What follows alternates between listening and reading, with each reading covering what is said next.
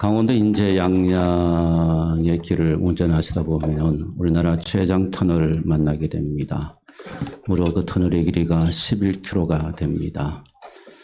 진입하면 가도 끝이 보이지 않는 긴 터널이죠. 앞이 보이지 않습니다. 사방은 다 이렇게 벽으로 둘러싸여져 있죠. 주변을 분별할 수가 없고 그저 앞을 향해서만 보면서 나아가야 합니다. 그리고 터널에서 바라보는 세상은 그저 좁은 것만 우리의 눈에 들어오고 주변은 전혀 우리가 볼 수가 없습니다.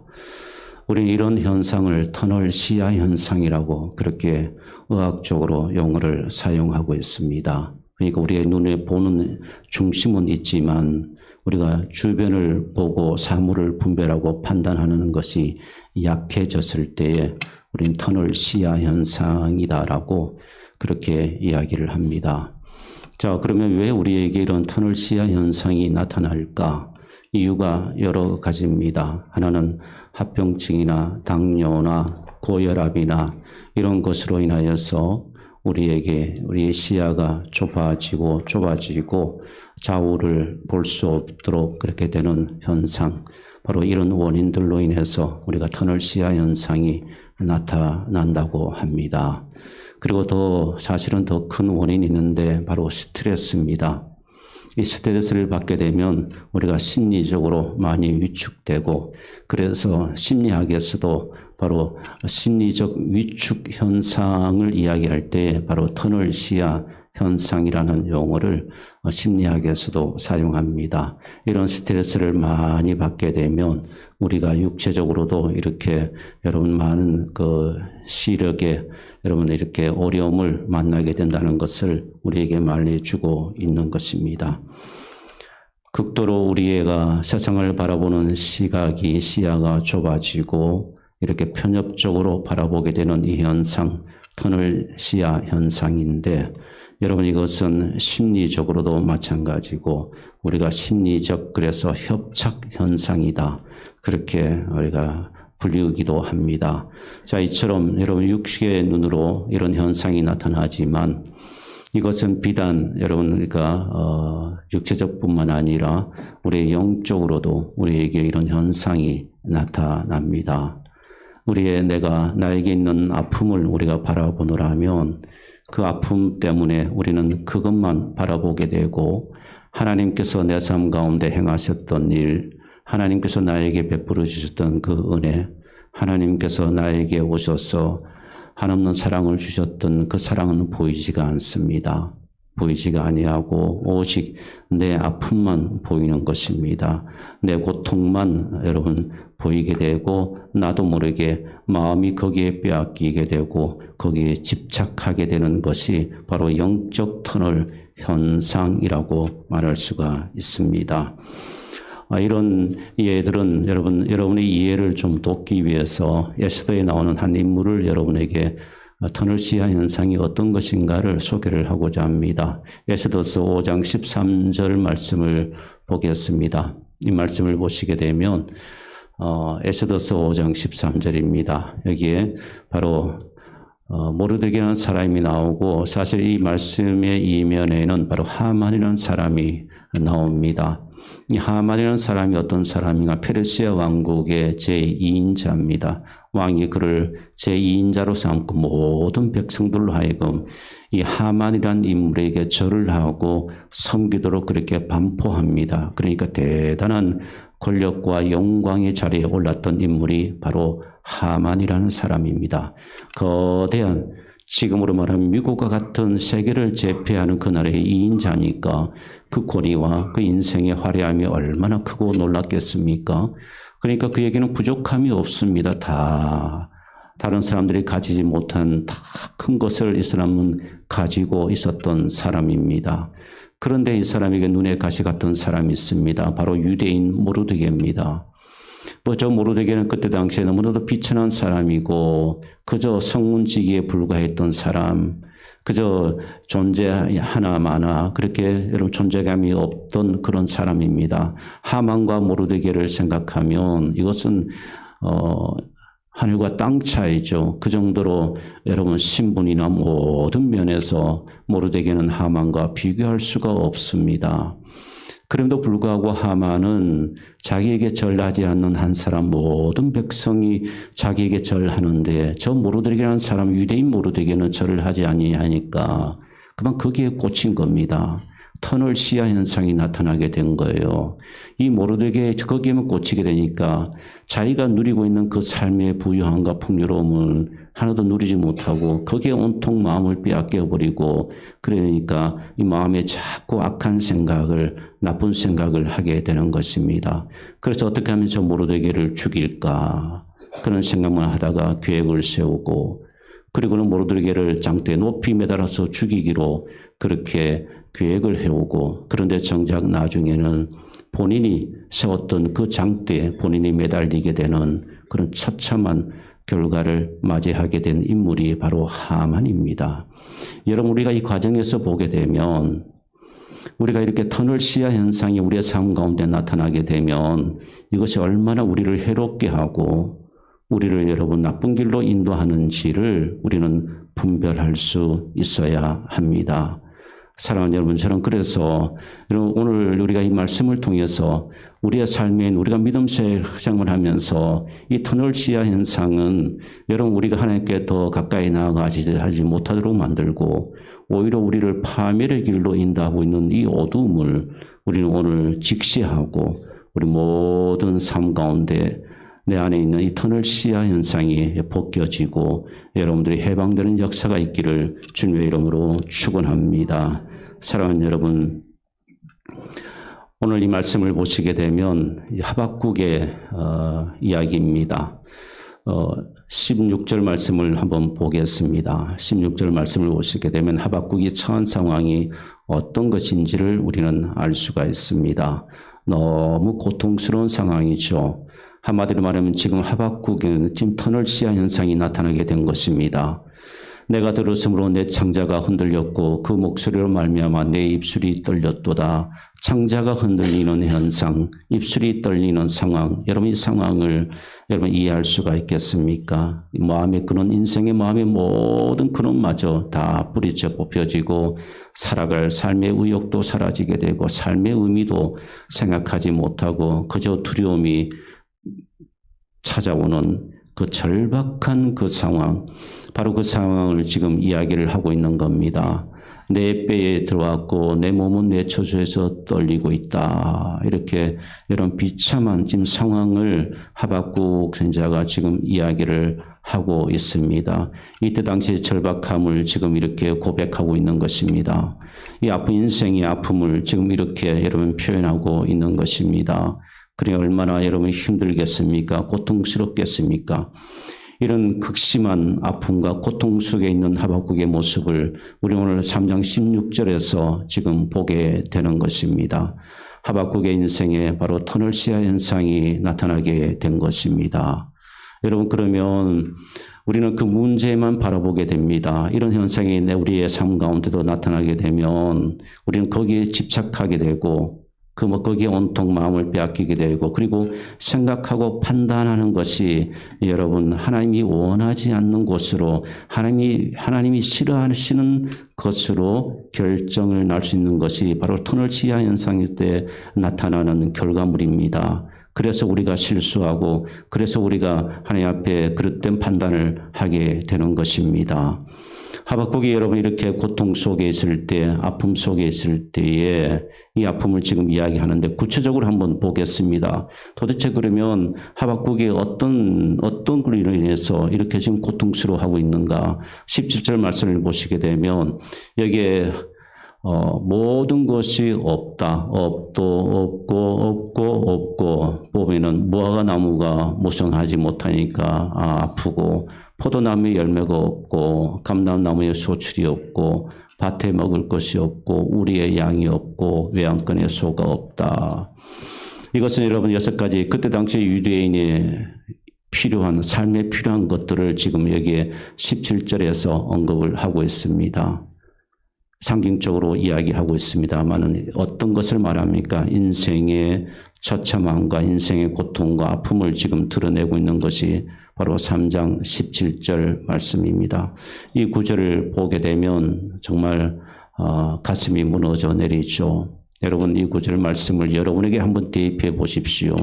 여러분들이 지금 이 구절을 여러분 현대적인 의미로 표현해 보게 되면 무엇이 있을까요? 소득도 없고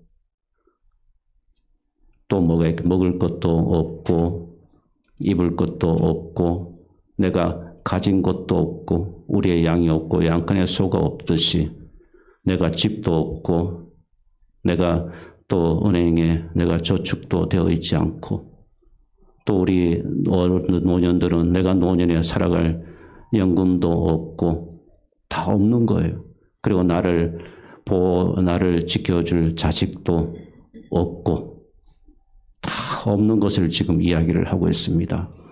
만약 여러분의 삶 가운데 이런 없는 것들만 가득할 때 여러분 마음이 어떻겠습니까? 이 17절 말씀을 보게 되면 정말 마음이 착잡합니다. 마음이 답답하죠. 여러분 참 마음이 아픕니다. 사람은요 있는 것을 좋아합니다. 그래서 늘 우리는 더 있기를 원하죠. 그래서 늘 더하기를 좋아합니다. 우리는 빼는 것을 싫어하죠. 내 삶에 무언가가 빠지는 것을 우리는 아파하고 우리는 힘들어하고 싫어합니다. 그러나 내 삶에 더해지는 것은 우리는 좋아하죠. 그래서 어쩌면 우리는 계속해서 내 삶 가운데 더하고 또 더하고 더하기 위해서 우리는 몸부림치면서 살아가고 있는 것이 바로 여러분 우리의 인생이 아닌가 생각합니다. 그래서 우리 예수 믿는 사람들도요. 성공하면 더 성공하기를 원하고 가졌으면 더 가지기를 원하고 그래서 늘 그것을 향해서 우리가 쫓아가다가 어느 순간에 내 것이 여러분 약해지고 없어질 때 우리는 몸서리쳐지게 되고 우리는 힘들어하고 우리는 고통스러워하게 되는 것입니다.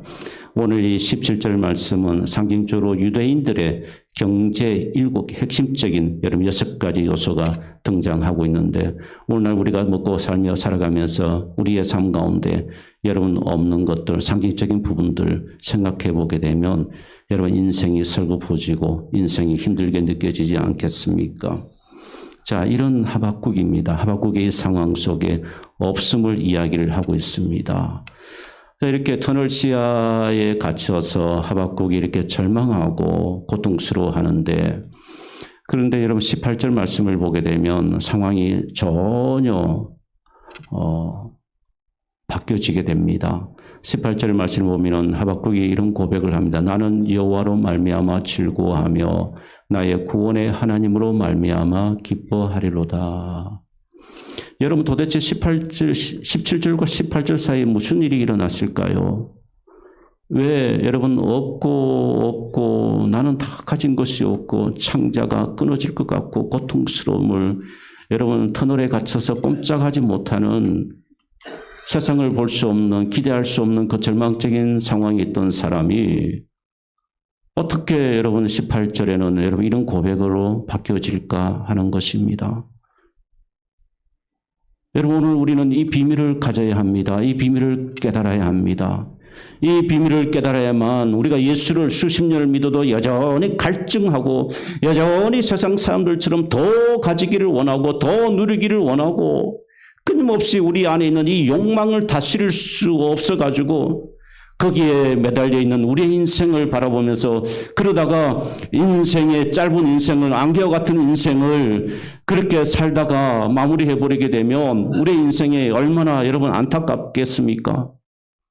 하나님의 가치를 바라보지 못하고 하나님이 원하시는 기뻐하시는 하나님 나라의 그 뜻을 바라보지 못하고 그저 오로지 내 인생에 가지지 못한 것을 바라보면서 한탄하고 아파하며 그것만을 추구하며 고기만을 바라보면서 살아가는 이 터널시 우리의 시각 얼마나 여러분 그 인생이 불행한 인생입니까? 사랑하는 여러분, 그러므로 오늘 이 비밀을 우리 모두가 가져서 우리가 터널 시야에서 이제는 벗어나기를 소망합니다. 정말 벗어나야 합니다. 언제까지 터널 속에 여러분 머물고 있으시겠습니까? 주님은 하나님은 우리를 하여금 그곳으로부터 벗어나기를 원하시는데 우리는 계속해서 그 어둠 속에 머물고 있다면 여러분이 얼마나 안타까운 일입니까? 여러분 보십시오. 하박국은요, 오늘 그가 고난 속에 고통 속에서 깨달은 것이 있습니다. 그 깨달음이 여러분 무엇이겠습니까? 기쁨이나 은혜는 내가 소유하면서 오는 것이 아니구나. 내가 인생에 참된 행복은 내가 누리는 것에서 오는 것이 아니구나. 여호와 하나님과 함께 있음이 이것이 행복이고 모든 기쁨이 여호와 하나님께로부터 오는 것이 그것이 내 인생의 진정한 기쁨이구나. 여러분 하박국은 바로 이 진리를 깨닫게 된 것입니다. 사랑하는 여러분, 예수를 믿어도 왜 우리는 이 진리를 모를까요? 교회 생활, 오래 믿음 생활해도 왜 우리는 이 진리를 깨닫지 못할까요? 왜 우리는 이 진리 앞에 우리는 외면할까요? 우리는 이 진리를 가져야 합니다. 우리는 이 진리 안에서 자유케 되는 이 진리를 우리가 누려야 합니다. 예수를 믿으면서도 우리의 세상을 향한 갈망과 욕망은 더 불같이 타오르고 있고, 예수를 믿으면서도 우리는 오로지 성공이라고 하는 그 성공에 대해서 우리의 눈빛은 빛나고 있지만 정작 하나님의 일을 바라보는 눈빛은 다 식어져 버리고 마치 눈먼 장님처럼 보이지 아니하고 볼 수가 없고 하나님의 뜻이 머무는 것은 보기조차 싫어하고 세상이 잘 되고 세상에서 잘 되는 일에는 눈에 불을 켜면서 바라보고 있는 여전히 예수 믿을 때와 예수 믿기 전과의 차이가 없는 우리의 삶. 우리는 왜 이 진리 앞에 이렇게 허무한 모습을 보이고 있을까요? 사랑하는 여러분, 여러분의 삶의 기쁨이 무엇입니까? 소유하고 쟁취하고 누리는 것에서 기쁨이 여러분들이 찾으십니까? 그러면 다 가짜입니다.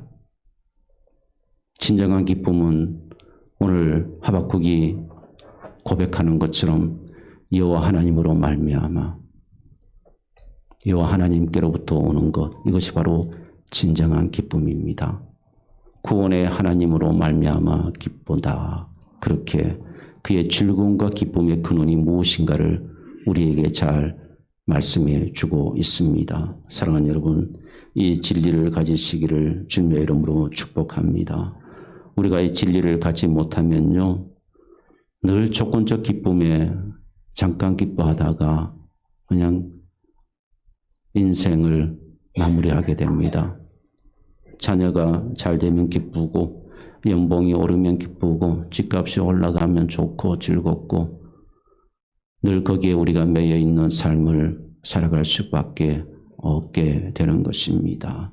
사랑하는 여러분, 오늘 하박국이 우리에게 보여주는 진리는 조건에서 오는 기쁨이 아니라 바로 하나님을 믿는 그 믿는 그 자체로 인해서 내가 기쁘고 내가 소망이 된다는 것입니다. 우리 모두에게 이 은혜가 있기를 주님의 이름으로 소망합니다. 정말 여러분 그래야 합니다. 그래야 병상에서도 이길 수가 있고, 그래야 실패의 자리에서도 여러분 일어설 수가 있고, 그래야 고난의 자리에서도 여러분들이 견딜 수가 있고, 고통의 자리에서도 여러분이 감사할 수가 있는 것입니다. 그렇지 아니하면요, 여러분 오랫동안 예수를 믿어도 그 고통을 견디지 못하고 원망하게 되고, 왜 나에게만 이런 고통이 올까, 그렇게 불평을 하게 되는 것입니다. 사랑하는 여러분 가운데 혹시 없음으로 인하여서 마음이 불편하십니까? 왜 내 자녀는 다른 집의 자녀들처럼 그렇게 되지 못했을까? 왜 나는 건강하지 못할까? 왜 나는 노후가 준비되어 있지 못할까? 왜 나는 이렇게 늘 이렇게 아프고 이렇게 살아가야만 할까? 왜 나는 좀 나은 삶을 살지 못하고 이렇게 나는 지질이 궁상을 떨며 그렇게 살아가야만 할까? 왜 나는 주변에 나를 도와줄 수 있는 자녀도 없고 왜 나는 이렇게 힘들게 살아가게 될까? 여러분의 삶을 보면서 여러분의 없음에 대해서 그것 보면서 여러분이 힘들어하고 마음을 빼앗기고 여러분 고통스럽게 생각하고 계신 분이 있습니까? 사랑하는 여러분들에게 정말 이 터널 시야, 여러분의 터널 속에 지긋하면 여러분들이 갇혀 있습니다. 그 터널에서 여러분 나오시기를 소망합니다. 예수의 이름으로 하나님의 여호와 하나님의 이름으로 여러분이 그 터널에서 벗어나시고 여러분의 삶이 자유케 될 수 있기를 주님의 이름으로 축원합니다. 사랑하는 여러분, 그래야 합니다. 우리는 그런 존재여야 합니다.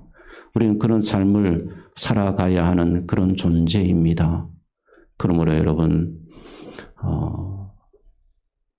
정말 여호와 하나님으로 인하여서 여러분 감사하고 세상에 누리지 못하고 없는 것 때문에 여러분 너무 슬퍼하지 마십시오.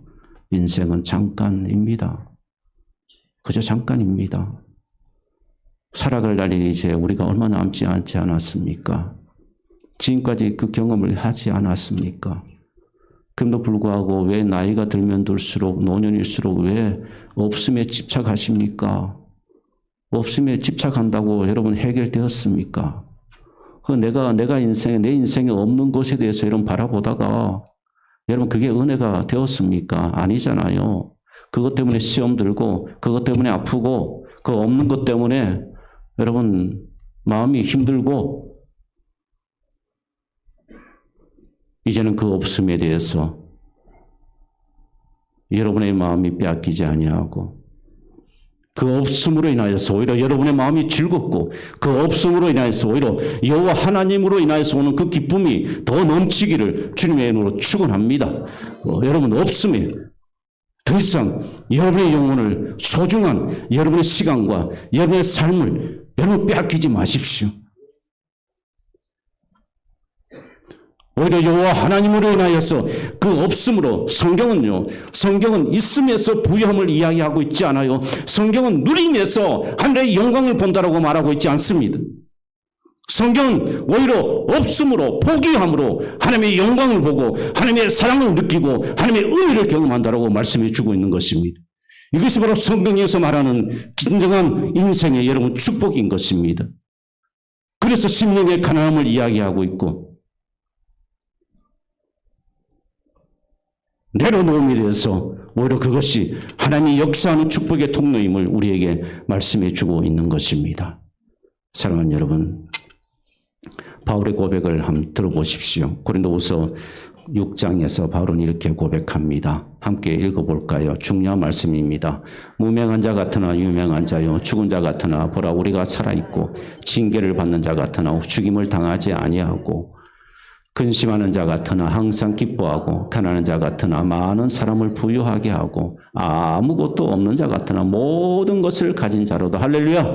아무것도 없는 자 같으나 모든 것을 가진 자로다. 아멘. 없지만 가진 자가 되시기를 축복합니다. 이것이 바로 여러분 기독교의 비밀이고 이것이 바로 예수 믿는 사람들의 여러분 비밀입니다. 우리는 이 비밀을 가진 자여야 합니다. 믿습니까? 이 비밀을 가질 때에 우리는 하나님의 놀라운 하나님의 초자연적인 역사와 그 기적과 은혜를 우리가 경험하며 살아갈 수가 있게 되는 것입니다. 그러므로 그 어느 시대보다도 우리는 지금 이 비밀을 가져야 합니다. 이 혼란한 시대, 이 어둠의 시대, 이 터널 같은 이 시대에 여러분 바라보게 되면 앞만 보게 되면 그저 불안하게 하고 우리를 초조하게 하고 우리를 두렵게 하고 내 자신을 바라보아도 주변을 바라보아도 여러분 그저 우리를 낚시게 하는 일밖에 없습니다. 그럴 때일수록 아무것도 없는 자 같으나 나는 모든 것을 가진 자로다 고백하며 이 고백이 능력이 되고 여러분의 삶의 기쁨이 되는 근원이 되기를 주님의 이름으로 축복합니다. 이것이 바로 그리스도의 능력입니다. 이게 능력입니다. 나의 부족함이 나의 없음이 나의 나약함이 오히려 강함이 되는 것 이것이 바로 예수 믿는 사람들의 능력이 아닙니까? 이것이 바로 성경이 우리에게 말씀하고 있는 진정한 능력입니다. 우리는 이 진정한 능력을 소유해야 될 줄 믿습니다. 여러분의 그래서 없음에도 주를 위해서, 약함에도 하나님을 위해서 인하여서 기쁘고 감사하고 할 때에 거기에 능력이 나타나게 되고 진정한 하나님이 주시는 그 기쁨을 누리면서 우리가 살아가게 되는 겁니다. 사랑하는 여러분, 한번 생각해 보십시오.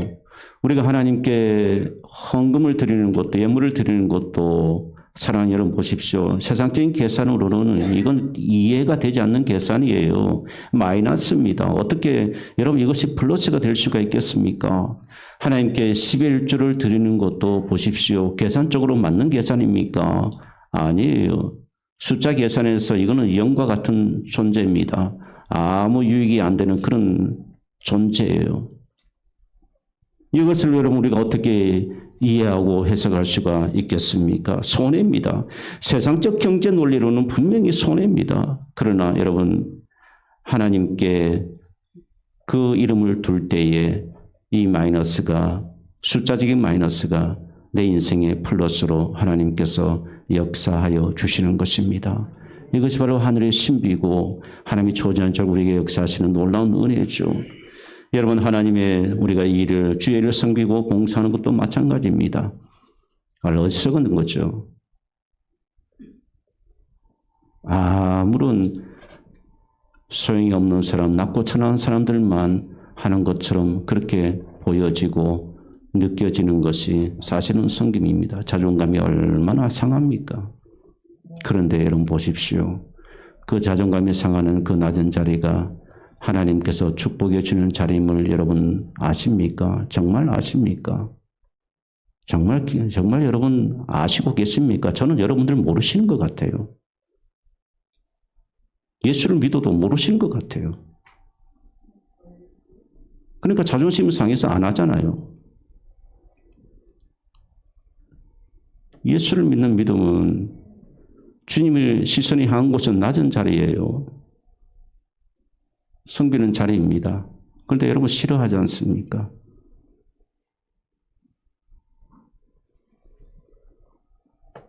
지금도 교회 청소하는 것에 대해서 여러분 불평을 하시는 분들이 계세요. 이미 제가 여기 와서 우리가 우리 모든 것을 섬기고 교회를 청소하는 일들을 지금 몇 년째 하고 있습니까? 지금도 왜 그러냐? 얼마나 여러분 불행한 판단이고 불평인지 모릅니다. 주님 앞에 주님을 생각하면 주님을 생각해 보십시오. 그리스도의 십자가의 그 은혜를 생각해 보십시오. 그만큼 행복하고 기쁜 일이 어디에 있습니까? 여러분 그거 아십니까? 정말 그 진리를 아십니까? 사랑하는 여러분, 우리가 터널 속에 갇혀 있으면 진리를 진리로 보지 못하고 진리를 진리로 이해하지 못하고 하나님이 기뻐하시는 자리에 우리는 서지 못하게 되는 것입니다. 사랑하는 여러분, 속히 여러분이 터널에서 벗어나야 합니다. 그래야만 우리는 믿음의 눈으로, 신앙의 눈으로 하나님의 일들을 바라보고 섬기고 주의 뜻을 이루어갈 수가 있게 되는 것입니다. 고린도후서 4장 8절에서 10절 말씀을 한번 같이 읽겠습니다. 우리가 사방으로 우겨삼을 당하여도 쌓이지 아니하며 답답한 일을 당하여도 낙심하지 아니하며 박해를 받아도 버림받지 아니하며 거꾸로 뛰림을 당하여도 망하지 아니하고 우리가 항상 예수의 죽음을 몸에 짊어지면 예수의 생명이 또한 우리 몸에 나타나게 하려 함이라. 아멘. 사랑하는 여러분, 항상 여러분이 예수의 죽음을 몸에 짊어지시기를 축복합니다. 그러면 예수의 생명이 여러분을 붙들게 됩니다. 예수의 생명이 여러분을 인도하게 돼요. 그래서 답답한 일을 당하여도, 어려운 일을 당하여도, 여러분 힘든 일이 겪어도 내 자녀의 문제도 내 건강의 문제 앞에서도 여러분들이 당당해질 수가 있는 것입니다. 저는 여러분들이 진리 안에서 당당해졌으면 좋겠습니다. 자꾸만 세상의 일 앞에서 여러분의 믿음이 흔들리지 않게 되기를 원합니다. 믿음은 그냥 내가 원하는 것을 이루는 것이 믿음이 아니라 하나님의 온전하신 하나님의 인도하심과 하나님의 뜻 앞에 내가 순종하며 의지하는 것이 우리의 상황과 조건에 따라서 변화되는 것이 믿음이 아니라 상황과 조건을 초월해서 늘 하나님을 바라보고 하나님 안에서 예수의 생명을 가진 자로 살아가게 되는 것이 그것이 바로 믿음입니다. 그러므로 이 믿음으로 사시는 은혜가 있기를 축복합니다. 사랑하는 여러분, 환경을 보고 한숨 짓지 마십시오. 여러분의 상황을 보고 고통스러워하지 마십시오. 여러분 예수를 바라보시기를 바랍니다. 예수의 생명을 가지시기를 축복합니다. 여호와 하나님으로 인하여서 즐거워하는 그런 삶을 누리시기를 주님의 이름으로 축원합니다. 절대 기쁨으로 어려움을 이기시기를 주님의 이름으로 축복합니다. 오늘 여러분 성가대 찬양 가사에 이런 말이 있습니다. 내 삶이 무너질 때에 절망하여 내가 쓰러지더라도 우리가 결단코 하나님께로부터 우리의 마음이 떠나지 아니하고 전능하신 여호와 하나님을 붙들게 되면 믿음으로 하나님을 바라볼 때에 우리는 다 없음의 인생이지만 다 누리면서 사는 그런 인생을 사는 자가 될 줄 믿습니다. 다 없음의 인생에서 누리는 자, 다 누린 자가 되시기를 주님의 이름으로 축원합니다.